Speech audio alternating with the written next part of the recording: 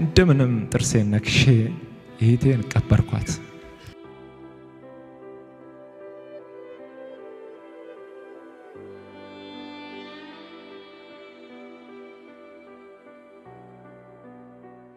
በዚህ ዘመን ኢትዮጵያ ውስጥ ሰው በሚጣላበት፣ ክርስቲያን ወንድማማቾች በማንዋደድበት፣ ሃይማኖት ሳትለይ፣ ዘር ሳትለይ፣ ቦታ ሳትለይ በዚህ ምድር ላይ ስላሳየኸው ፍቅር፣ ስለሰራኸው ስራ መቼ እግዚአብሔር በሰማይ ዋጋህን በትልቁ ቢከፍልም በጣም እንደማከብር እንደምወድህና እግዚአብሔር ይባርክ ማለት ነው።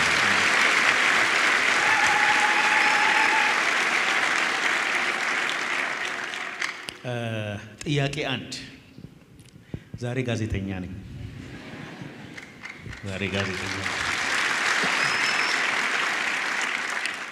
አንተ የምትሰራውን ስራ ለመስራት ሰው ዝም ብሎ ከመሬት ተነስቶ መስራት አይቻልም።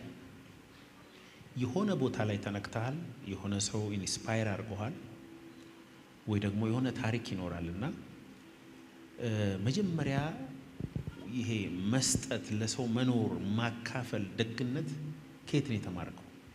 የት ነው ያገኘው? እንዴት እዚህ ነገር ውስጥ ልትገባ ቻልክ? እግዚአብሔር ሰው አመሰግናለሁ ስለ ጥያቄው። ከፈቀድክልኝ አንድ ነገር ብቻ ከጥያቄ ቀድሜ ልበል። እኔ እታያለሁ? እኔን የሚያዩ አይኖች፣ እኔን የሚያውቁ ሰዎች፣ ስለ እኔ ምንም የሚወራው ታሪክ የለም። ታሪክ የእግዚአብሔር ነው።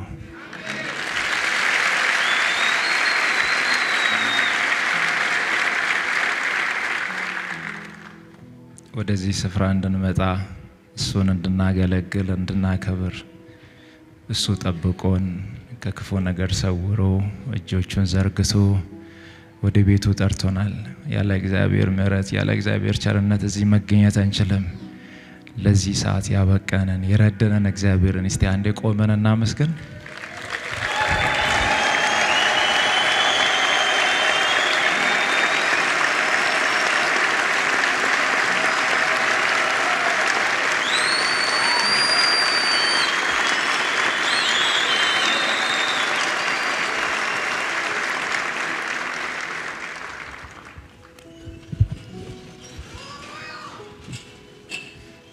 እግዚአብሔር ካላከበረ ክብር ስለሌለ፣ እግዚአብሔርን ካላከበርን ስለማንከብር ለእግዚአብሔር ክብር ስለሚገባው ነው።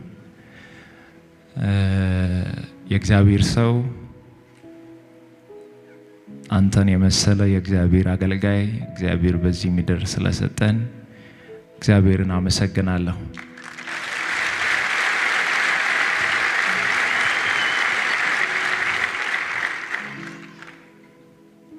በመጀመሪያ ደረጃ የኔ መነሻም መጨረሻዬም እግዚአብሔር ነው። የኔ ክብር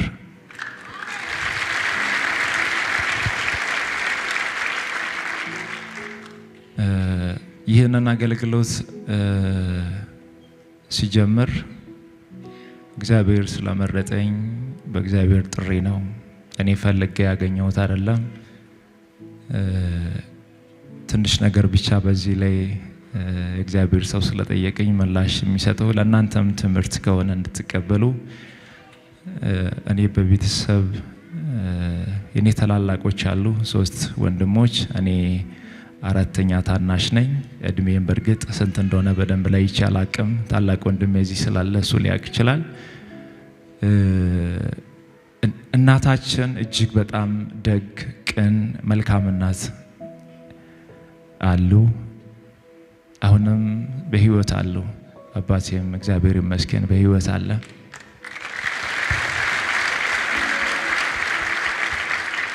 እኛ ቤት ውስጥ መልካምነትን፣ በጎነትን፣ የእግዚአብሔርን ስራ እያየው ነው ያደግኩት። እኛ ቤት መኖሪያ ቤታችን አባት እናት የሚኖሩበት መንገድ ዳር ነው። በዛ መንገድ ዳር ፊት ለፊት ላይ ወደ ገበያ የሚወስደው መንገድ አለ። እኛ አካባቢ ላይ ከዙሪያው ያሉ ሰዎች እናቶች፣ አባቶች እቃ ተሸክሞ የሚሸጥ ነገር ይዞ ወደ ገበያ ይሄዱና ከገበያው ሲመለሱ እኛ ቤት ፊት ለፊት ላይ ሲያገኙ በጣም ረጅም ዳገት ከጨረሱ በኋላ ነው እኛ ቤት ፊት ለፊት ያለው። ያንን ዳገት ተራምዶ ጨርሶ እኛ ቤት እስከሚደርሱ ድረስ ከገበያ እስከሚወጡ በትንሹ 40 ደቂቃ ይፈጃል። በጣም ደክሟቸው የሚመጡ ሰዎች የሚያርፉበት እኛ ቤት ግቢ ውስጥ ስለሆነ ጥላ አለ።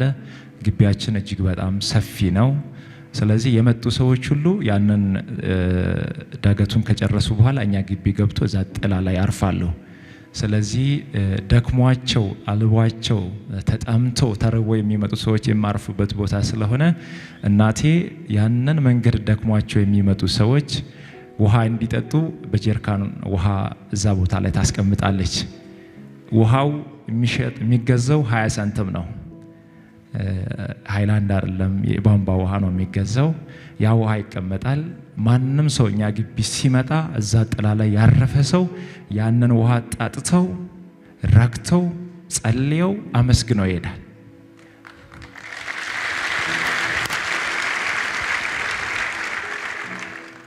እናቴ በደንብ አስታውሳለሁ። በቤት ውስጥ ከውስጥ ሆና ከውጪ መጥተው ውሃ የሚጠጡ ሰዎች እናቴ የተራቡ ሰዎችን እንዲህ አይታ ነው መለየት የምትችለው። ይህ ጸጋ ተሰጥቷታል። የተቸገረውን ሰው እናቴ አይታ የመለየት ጸጋ ያላትና ውሃውን እየጠጡ አንዳንድ ጊዜ ተርባችሁ ታውቃላችሁ። በጣም ተርባችሁ ካወቃችሁ የተራበው ሰው ብቻ ነው ይህንን ስሜት የሚረዳውና ባዶ ሆድ ላይ ውሃ ስትጠጣ ያንቃል አይደል? አይወርድም ውሃው ራሱ እኮ ውሃውን ባዶ ሆድ ላይ ሲጠጣ ውሃው መውረድን ቢስል ያንን ሰው እናቴ ጠርታ ጓዳ ታስገባና ቆጮ ቅጣ ካለ እንጀራም ከሌላ ቆሎም እኛ ቤት በልቶ ጠግቦ ጠጥሶ ይወዳል።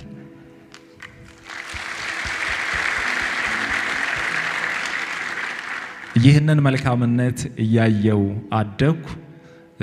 ያው ህይወት ቀጠለ። ቤታችን በበረከት ሞላ። በዚህ ሁሉ እግዚአብሔርን እያመሰገንን ያው እኛ ቤት መኖሪያ ቤት ፊት ለፊት ላይ መካነ ኢየሱስ ቤተክርስቲያን ይገኛልና እዛ መካነ ኢየሱስ ቸርች ሮብ የልማት ስራ ይሰራል። ሮብ ሁሌም ልማት ይሰራል። አጥር ይታጠራል፣ መሬት ሰፊ አለ፣ ይታረሳል፣ ቤተክርስቲያን ይጸዳል፣ ወንበር ይስተካከላል። ያንን የሚሰሩ የቤተክርስቲያን ሰዎች እዛ ቦታ ላይ መጥቶ ቀን ሙሉ እየሰሩት ሲውሉ ሌላ ማንም ሰው ቡና አያፈላም። ሌላ አካባቢ ያሉ ሰዎች ምግብ አይሰሩም። የተሰራ ምግብ ካለም ሰው ይጠቀማል። እኛ ቤት ግን አንድም ጊዜ ሳይቋረጥ ሁሌም ሮብ ለቸርች ቡና ይፈላል።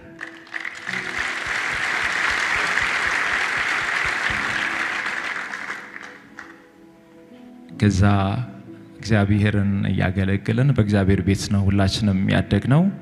መጨረሻ ላይ በእንደዚህ አይነት ሁኔታ እያገለገልን ቀጠልንና የሆነ ጊዜ ላይ ድንገተኛ በረከት የኛን ቤተሰብ ያገኛል። ድንገተኛ በረከት ያው በረከቱ ምንድነው? እኛ ቤት ቅድም እንዳልኳችሁ መንገድ ዳር ስለነበር ትልቅ መኖሪያ ቤት አለን፣ ሱቆች አሉ፣ ቡና አለ፣ ትልቅ ማሳ ነው ያለውና አንድ ይሄ አስፋልት መንገድ ሲያልፍ የኛን ማሳ ሙሉ በሙሉ አንስቶ አለፈ። መኖሪያ ቤቱን አነሳ፣ ሱቆቹን አነሳ፣ የክራይ ቤቶችን አነሳ፣ ቡና ተነሳ። ያለው ነገር ሁሉ ሲነሳ እዛኔ ክፍያ ይከፈላልና ብዙ ሚሊዮን ብሮች ይከፈላሉ። የተከፈለው ሚሊዮን ያንን ሁሉ ብር ቤተሰብ እኔ በጣም ስለሚወደኝ በጣም ስለሚያምኖኝ ያንን ሁሉ ንብረት ያንን ሁሉ ሀብት አብነት አንተ ተቆጣጠር ተብዬ ያንን ሁሉ ሚሊዮን ብር እኔ ነበርኩ የሚቆጣጠረው። እኔ ሰርቼ ባመጣሁት ነው ለቤተሰብ የሚያስፈልገውና መንገር ማደርገው። ብዙ መኪናዎች ነበሩ፣ ብዙ ቤቶች ነበሩ፣ ብዙ ንብረት ነበር፣ ብዙ ሞተር ሳይክሎች ነበሩ። እግዚአብሔር ይመስገን ጥሩ ሁኔታ ለእግዚአብሔር ባረከኝና ትንሽ በሀብት ተመካው። ሁሉ ነገር በአንዴ ሲመጣም አስቸጋሪ ነው። አንድ ጊዜ መኪናውን ወስጄ አንዱን አቆምና ሲደብረኝ ሌላውን መኪና አስነስቼ ሄዳለሁ። መኪናውን የሆነ ሳለ አምጥቼ አቆምና ሞተር ሳይክሉን አስነስቼ ሄዳለሁ። እግዚአብሔር አይቶ ይህ ገንዘብ ሊያጠፋኝ እንደሆነ ተረዳና 6 ወር አልሞላም አረጋጋው። ሀብቱ ተረጋጋ፣ መስማር እንዲይዝ አደረገ ማለት ነው። ሀብቱ ተረጋጋ ስላችሁ መኪናዎች፣ ቤቶች፣ ሞተር ሳይክሎች፣ ብዙ ንብረት በአንዴ ዜሮ ሆነ። ዜሮ ሲሆን ቤት ገባው። እኔ ቤት ገባውና ያው ከስሬ ማለት ነው። ምንም ነገር የለም፣ ባዶ ነው። በእኔ ምክንያት ቤተሰብ አንገት ደፋ። ወንድሞቼን አንገት አስደፋው። እናቴን አባቴን አንገት አስደፋው። እኔም አንገት ደፋው። እንደው አንገት ደፍቼ ብቻ ቢቀር ምን ችግር አለ? ከተማ እየወጣው ከጓደኛ ጋር ሻይ ቡና እያልኩ አንገት መድፋት እኮ አንዳንዴ ጥሩ ነው። ለብሳችሁ መውጣት፣ ለብሳችሁ ከጓደኛ ጋር ለብሳችሁ ለቅሳችሁ ሰርግ መሄድ እኮ ጥሩ ነው። የኔ በጣም ከባዱ ቻሌንጅ አንገት የመድፋት ጥግ ያለኝ ሁሉ ነገር ሲያልቅ ልብስ አውጥቼ እሸጣለሁ። ሱሪ 50 ብር እሸጣለሁ። ጂፓስ እሸጣለሁ። አልጋ እሸጣለሁ። ሁሉ ነገር አለቀና ግራ ገባኝ። በሆነ አጋጣሚ ላይ ወንድሞቼ 50 ብር ከሰጡኝ በጣም ደስ ብሎኝ ትላንት በነበረኝ ሀብት በነበረ ሰዓት ላይ የነበረኝ ጓደኞቼን ፈልጋቸው ሄድና ያችን 50 ብር እነሱ ሻይ ቡናውን ተጠቅሞ ምግብ በልተው ከጨረሱ በኋላ 50 ብር ምን መጠቀም እንደምችል በደንብ አጣርቼ ሻይ ቡና ጣጥቶ ምግብ በልተው ጨርሰው ጥግ ላይ በተቀመጡበት እኔ መጣና ጥግ ላይ ቁጭ ብዬ መኪያቶ ብዬ አዛለሁ። ከነሱ ጋር እኩል ከተጠጣው ከተጠቀሙ ይሄ ገንዘብ አዋጥቶ መክፈል አለ አይደለ? ያንን መክፈል አልችልማ። 50 ብር ብቻ ናት ያለች። እሱንም ልብስ ሽጬ ያመጣሁት ማለት ነው። በጣም በከባድ ስቃይ ውስጥ ገባውና ተስፋ መቁረጥ ጀመርኩኝ። ቤት ገባው። ቤት መኖር ጀመርኩ ለ1 ዓመት። ከየት ወርጄ ነው? ከዛ ላይ እነዛ መኪናዎች እነዛ ንብረት ሁሉ ነገር ከእጄ ተበትነው በዛ ሁሉ ስቃይ ውስጥ እያለው ተስፋ ቆርጬ ቤት ተደብቄ እያለው በካንሰር ታመምኩ። አሁን ደህና ነኝ እኮ እግዚአብሔር ይመስገን።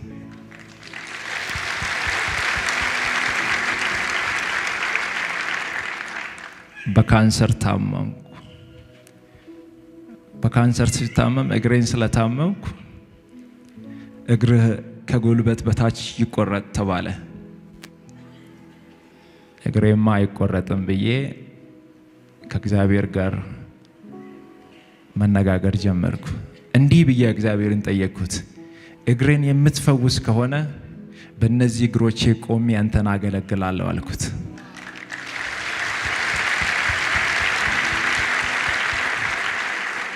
እግዚአብሔር እግሬን እንዲሁ ነፃ ፈወሰው።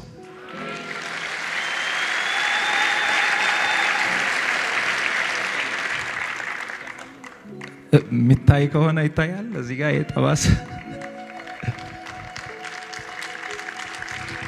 ይሄኛው ቦታ ነው በካንሰር የታመምኩበትና ይሄኛው አሁን በስጋ ተሸፍነው ደህና ነኝ። በዚህ እግር ዘላለሁ፣ እንቀሳቀሳለሁ፣ ይሰራለሁ። ይሄኛው እግር ነበር ጠላት ይቆረጥ ያለው። እግዚአብሔር ግን አይቻልም ብሎ ከለከለው።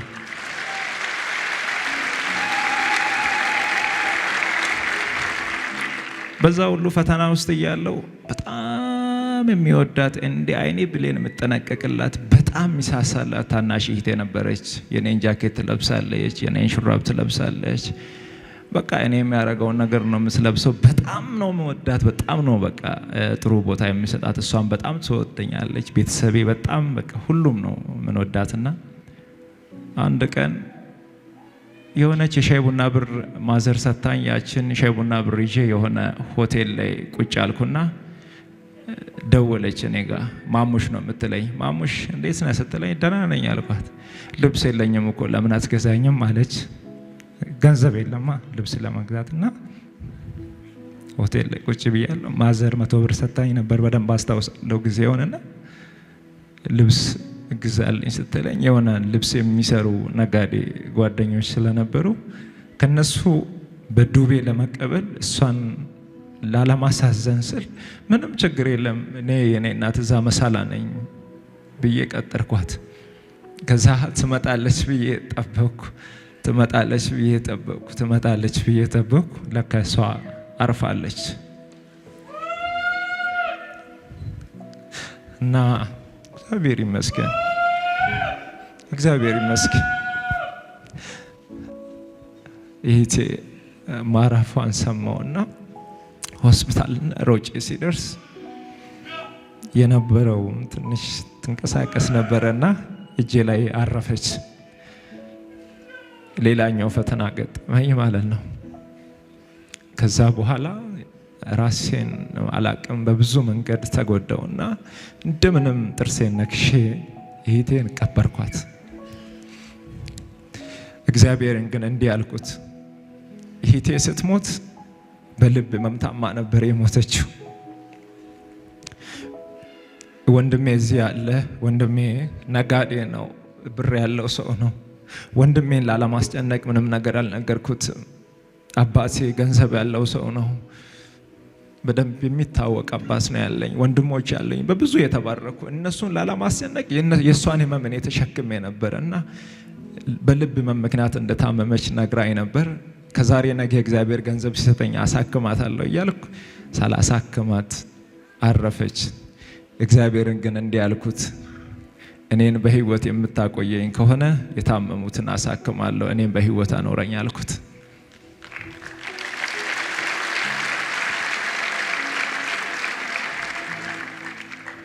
አንድ ግን ከኔ ያልተላቀቀ ከባድ ፈተና ነበር። በዛ ሁሉ መሃል ማጣት፣ አንገት መድፋት፣ ብቸኝነት፣ መራብ፣ መጠማት፣ መከፋት ከኔ ያልተለየም። ያ ሁሉ ፈተና ሲገጥመኝ ሁሉን ነገር ከጨረስኩ በኋላ አሁንም ለመመለስ በሰው ፊት መውጣት አልችልም።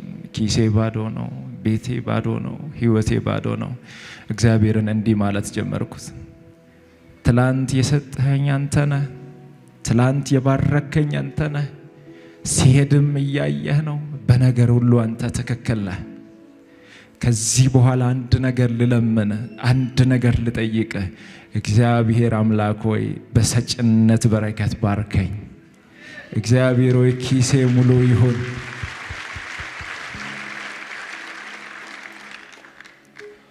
ኪሴ ሙሉ ይሁን፣ ቤቴ ሙሉ ይሁን፣ ጓዳዬ ሙሉ ይሁን። አሁን ባርከኝ። ካልባረከኝ አልለቅህም፣ ካልባረከኝ አልለቅህም። አንገት በደፋውበት ምድር አንገቴን ቀና ልታደርግ የምትችል አንተ ነህ። አንተን እተማመናለሁ፣ በአንተ ተስፋ አደርጋለሁ። አንገቴን ቀና አድርግ፣ እኔና እግዚአብሔር አንላቀቅም ብዬ አስጨነኩት። ሰላም ከለከልኩት። ቀንና ማታ ለሰው ብትናገሩ፣ ለሰው ችግራችሁን ብትነግሩ ሰምቶ ባልሰማ ሊያልፍ ይችላል። መጣ ደግሞ ሊል ይችላል። እኔ ቀንና ማታ እግዚአብሔርን ባርከኝ። አሁን በሁሉ ነገር ተፈትኛለሁ። ማጣትን አይቻለሁ፣ ማግኛትን አይቻለሁ። የሚወደውን ሰው በማጣት ተፈትኛለሁ፣ ታምሜያለሁ። በቃ ሁሉ ነገር በቃኝ። አሁን ከባረከኝ ለአንተ እኖራለሁ ብዬ እግዚአብሔርን አስጨነኩት፣ ሰላም ከለከልኩት። የመጨረሻ ውላችን ከእግዚአብሔር ጋር ከሰጠኸኝ፣ ከዚህ በኋላ ከባረከኝ፣ ከዚህ በኋላ በህይወት ካኖርከኝ የሰጠኸኝን ሁሉ ለአንተ እሰጥሃለሁ፣ ለቤት አገለግላለሁ፣ የተራቡትን አበላለሁ፣ የታመሙትን አሳክማለሁ ብዬ ለእግዚአብሔር ነገርኩት። ይህንን ቃል ከእግዚአብሔር ጋር ከገባው በኋላ የኔ ነገር አዲስ እየሆነ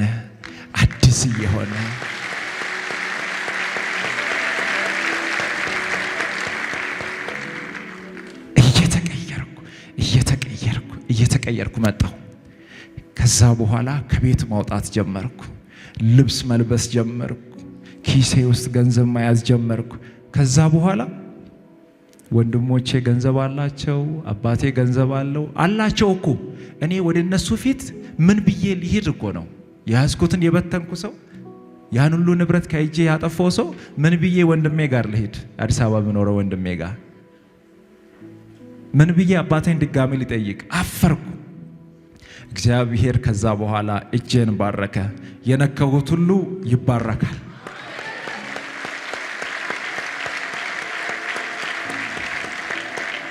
ይተርፋል ብዬ የሰራሁት ሁሉ በእጥፍ ይተርፋል። በአጭር ጊዜ ውስጥ እግዚአብሔር በብዙ በረከት ባረከኝ።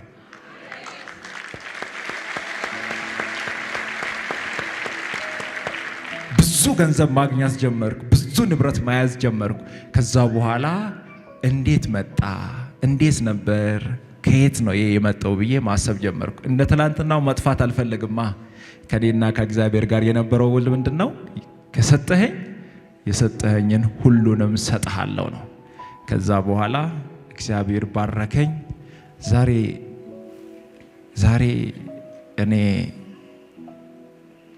እኔ እዚህ ቦታ ላይ መቀመጥ እኮ እውነት ለመናገር የሚገባኝ ሰው አይደለሁም። እግዚአብሔር ስለፈለገ፣ እግዚአብሔር ስለወደደኝ ነው። የእግዚአብሔር ጊዜ ስለሆነ ነው።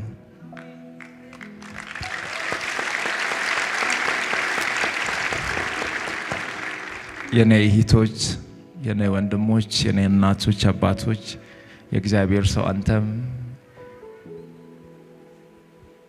ዛሬ የምታዩት አብነት፣ ዛሬ ብር የሚሰጥ አብነት፣ ዛሬ የታመሙትን የሚያሳክም አብነት፣ ዛሬ የተራቡትን የሚያበላ አብነት፣ እግዚአብሔር ደካማውን አንስቶ መርዳት እንደሚችል ማሳያው ነው አብነት።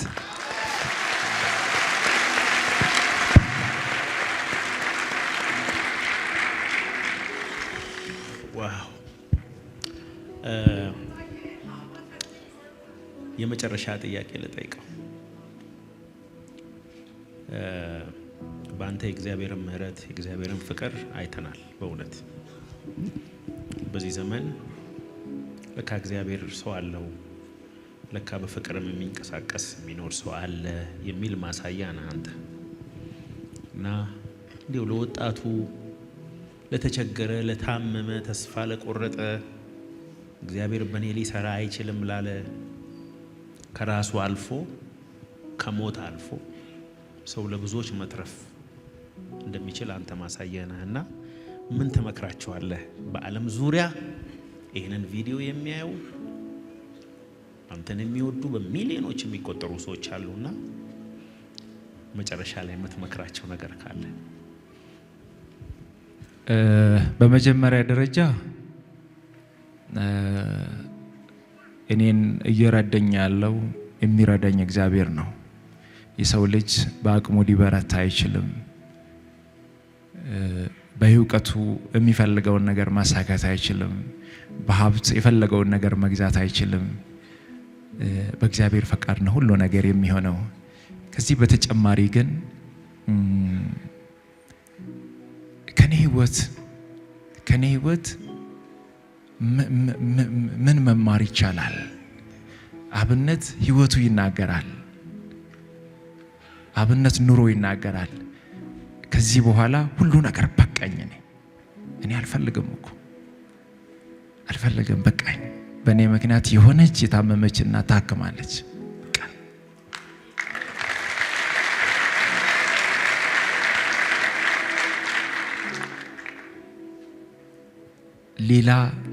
ሌላ ነገር እኔ አልፈልግም። ዘንጦ መልበስን አልፈልግም። ጥሩ ሆቴል መጠቀምን አልፈልግም። ዘመናዊ መኪና መንዳትን አልፈልግም። አይቻለሁ ሁሉንም ነገር። እኔ የሚፈልገው በዚህ ሰዓት ላይ ምንም ያላገለገልኩ ሰው ነኝ። ምንም ያልሰራው ሰው ነኝ። ገና ነኝ፣ ታች ነኝ። ብዙ መስራት እፈልጋለሁ። ብዙ ማገልገል እፈልጋለሁ። እውነት ለመናገር ወጣቱ ከኔ ይማራል ብዬ የሚጠብቀው ነገር የለም። ወጣቱ ከኔ ትምህርት ይወስዳል ብዬ የሚያስበው ነገር የለም። አንድ ነገር ግን ይታየኛል። አንድ ነገር ይገበኛል። አንድ ነገር እግዚአብሔር በእኔ ላይ እንዲሰራ የሚፈልገው ነገር አለ። እግዚአብሔርን እንጠይቅ። በእግዚአብሔር ፊት ዝቅ ብለን እንለምን። እግዚአብሔርን እናገልግል። እግዚአብሔር የወደቁትን ያነሳል። እግዚአብሔር የተናቁትን ያስታውሳል። እግዚአብሔር ከተጨነቁት ጋር ይሆናል። እግዚአብሔር የት ይደርሳል? አይረባም፣ አይጠቅምም፣ እሱ አይመጥንም እዚህ ቦታ የተባለውን ከፊት ለፊት ማቆም ይችላል። እኔ አንድ የተረዳሁት ይሄንን ነው። አንድ የተረዳሁት አንድ የሚገባኝ ነገር፣ አንድ ውስጥ የሚያምነው ነገር እግዚአብሔር ከተናቁት ጋር አብሮ ይሆናል።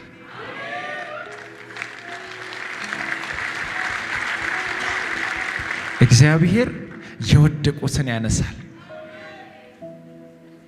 የእግዚአብሔር ሰው እኔ ከልቤ የማይጠፋው ቦረና የገጠመኝ ነገር ልንገር። ቦረና የሚባለውን አገር ሲሄድ በረሃብ የተጎዱ ወገኖች በዛ ጊዜ ላይ እንደው ከረደው እግዚአብሔር ከረደኝ እንደው 1 ደርዘን ሃይላንድ ውሃ ቢሰጣቸው ብዬ ነበር የሄድኩት። ታስተውሳላችሁ? የነካሁት ሁሉ ይባረክ ነበር።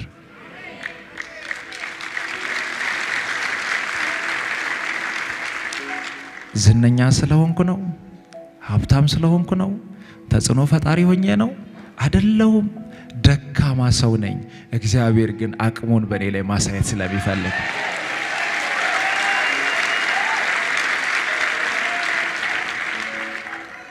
ጎፋ በመሬት መንሸራተት ምክንያት ያ ሁሉ ሕዝብ ሲያልቅ አብነት እዛ ቦታ እንዳትገባ እንዳትረግጥ፣ ያ ቦታ ይሰምጣል፣ ትሞታለህ፣ ውጣ። እግዚአብሔር ሆይ እኔ እገባለሁ፣ አንተ ቀድመህ ግባ። እግዚአብሔር ሆይ የጎፋን ነገር ለአንተ አሳልፍ የሰጠው አንተ ተናገር። እዛ ቦታ ላይ የኔ ክብር እንዳይታይ ያንተ ክብር ከፍ ብሎ ይታይ። የኔ ስም እንዳይጠራ በእኔ ላይ ያንተ ስም ይጠራ። የማገለግለው አገልግሎት፣ የሚሰራው ስራ፣ የኔ እንቅስቃሴ እውነት እውነት እውነት እውነት እውነት እውነት ነው የምላችሁ። አንዱም በእኔ አቅም አይደለም፣ በእግዚአብሔር ነው።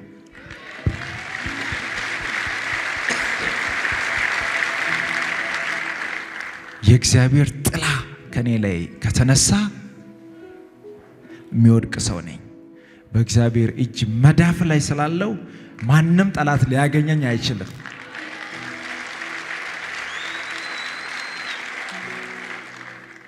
እኔ አንድ ልላችሁ የሚፈልገው ራሳችሁን ዝቅ ዝቅ አድርጉ። ያላችሁን ነገር ስጡ፣ ይሰጣችኋል። አገልግሉ፣ እግዚአብሔር የእናንተን ቤት ያገለግላል። ከኖራችሁለት እግዚአብሔር እናንተ ጋር ይኖራል። ባለፈው ቅርብ ጊዜ ላይ ታመምኩና ተስፋ ቆረጥኩ። እግዚአብሔር ሰው ካንተ አልጠብቅም፣ ከናንተ ባልጠብቅም ተስፋ ቆረጥኩ። ብዙ አመታት ታምሜያለሁ። መቀመጥ አልችልም፣ መቆም አልችልም፣ መስራት አልችልም። በጉልበቴ ተንበርክኬ ነው መኪና ውስጥ ረዥም መንገድ የሚሄደው። በጣም ከበድ ስለኝ ተኛውና ከባድ ጭንቀት ውስጥ ገባው። ከሰጠኝ ሁሉንም ሰጣለሁ ብዬ ያን ሁሉ ነገር ነግሬው እግዚአብሔር ባረከኝ። በብዙ በረከት በሞገስ ባረከኝ፣ በጸጋ ባረከኝ። መልካም ሰዎች እንዲከተሉኝ እንዲያግዙኝ አደረገ። እንደው እግዚአብሔር ሆይ ብጠራኝ እነዚህ ያንተ አገልጋዮችን እኔ ይዤ ነው የሚጠፋው። በሚሊዮኖች የሚቆጠሩ ሰዎች አገልግሎትን የሚደግፉ አለዋ። እኔን አይደለም የሚከተሉት እኮ የራእዩ ባለቤቶች አሉ። ኢትዮጵያውያን አገር ውስጥ ያሉ ከሀገር ውጭ ያሉ በእኔ ላይ የሚጸልዩ በእኔ አገልግሎት ላይ ቀን ማታ የሚጸልዩ በእግዚአብሔር ፊት የሚያስቀምጡ። ጭንቀት ውስጥ ገባውና ወዲያውኑ ቲክቶክ አካውንቴ ላይ ወደ 4 ሚሊዮን የተጠጋ ተከታይ አለ። ፌስቡክ ላይ 1 ሚሊዮን ያለፈ አለ። ዩቲዩብ አለ፣ ኢንስታግራም አለ። እኔ ሲጠፋ ይሄ ህዝብ መጥፋት የለበትም። ካዜናዎችን ገዛውና አንደኛው ካዜና ላይ ሰው ጋር አስቀመጥኩና ኢሜሉን፣ አንደኛው ካዜና ላይ ሰው ጋር አስቀመጥኩና ፓስወርዱን፣ አንደኛው ካዜና ሰው ጋር አስቀመጥኩና ሲም ካርዱን የተከፈተበትን። እኔ ከሌለው እኔ ጋር ያሉ በጎ ልብ ያላቸው ሰዎች የእግዚአብሔርን አገልግሎት ያስቀጥላሉ። የኔ ተከታይ ከኔ ጋር እኩል አይሞት። እግዚአብሔርን ያገለግላል። የኔ ሚዲያ እግዚአብሔር ይመለክበታል። ይህንን ማስተካከል ጭንቀት ውስጥ ገባው። መኪና እጄ ላይ አለ፣ ዘመናዊ ስልኮች እጄ ላይ አለው። እግዚአብሔር የባረከኝ በረከት እጄ ላይ አለ። ከሰጠኝ ሁሉንም ሰጣለሁ ብዬ ለእግዚአብሔር ነግሬዋለሁ። በጣም ከበድ እያለኝ ሲመጣ ቤተሰቤን ሰብሰብ አደረግኩና ወንድሜ እዚህ ጋር ምስክር ነው፣ በድንገት ቢሞት እግዚአብሔር ለኔ የሰጠውን ሁሉንም ለድሃ ስጡ፣ ካልሰጣችሁ በሰማይ በምድር እግዚአብሔር ይጠይቃችኋል። ወንድሜ ብያለሁ አላልኩም?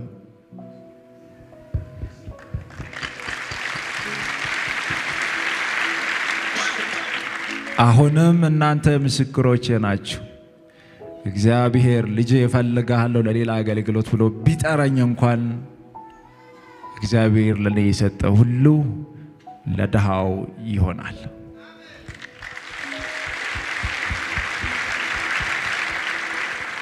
ታዲያ ከኔ ምን ተማራችሁ? ገንዘብ አለ፣ ስልጣን አለ፣ ስም አለ፣ ሁሉ ነገር የሚቀር ነው። ሁሉን ነገር የምትተውት ነው። የሆነ ጊዜ ከበድ ብሎ ሲመጣ፣ የሆነ ጊዜ ጨንቋችሁ፣ የሆነ ጊዜ ሁሉ ነገር ተሰብስቦ ሲመጣ ሁሉ ነገር አንድ ይሆናል። የምንሄደው ወደ እግዚአብሔር ጋር ነው። ያለንን ነገር ሰብስበን ወደ ሰማይ ይዘን አንሄድም። የተሰጠን ኪሳችን ሙሉ የሆነው፣ ቤታችን ሙሉ የሆነው፣ አካውንታችን ሙሉ የሆነው እግዚአብሔር ለሌሎች ለሌላቸው እንድንሰጥ እንጂ እንድትጠቀሙበት አይደለም። ባላደራዎች ናችሁ። ለእግዚአብሔር ቤት የተሰጣችሁን ስጡ፣ ድሃውን መግቡ። በየሆስፒታሉ ታሞ ገንዘብ በማጣት ምክንያት ለሚሞቱ ሰዎች ገንዘብ ስጡ፣ ይታከሙ። እግዚአብሔር ደግሞ በእጥፍ ይሰጣቸዋል። የኔ ህይወት ይሄ ነው። በጣም ነው የማመሰግነህ። ሰው የኖረውን ሲናገር በጣም ደስ ይላል። በምድር ላይ እድለኛ ከሚባሉ ሰዎች አንዱ አንተ ነህ። ምክንያቱም ሰው ሁሉ ለራሱ በሚኖርበት ዘመን ለሰው ለመኖር የእግዚአብሔር ጸጋ የረዳ ሰው ስለሆንክ በጣም የምትገርም